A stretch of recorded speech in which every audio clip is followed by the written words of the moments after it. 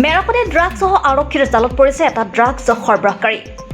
মেৰাপানী আৰক্ষীয়ে মেৰাপানী টাউনৰ মাজমজিয়াত অভিযান চলাই জুনেইদ আখতাৰ নামৰ সৰবৰাহকাৰীটোৰ পৰা 2 গ্ৰাম ড্ৰাগছ আৰু নগদ 13,000 টকা জব্দ কৰে।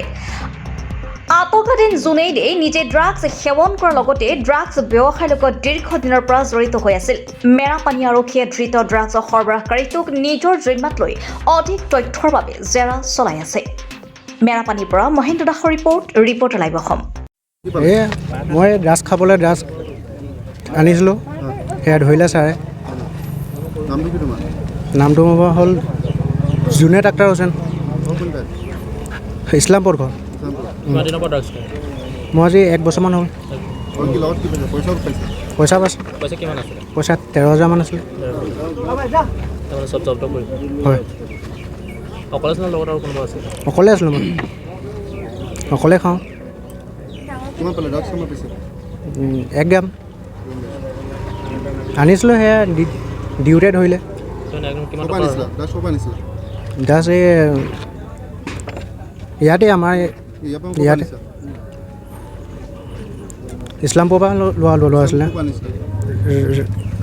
ইছলামপুৰ আপোনাৰ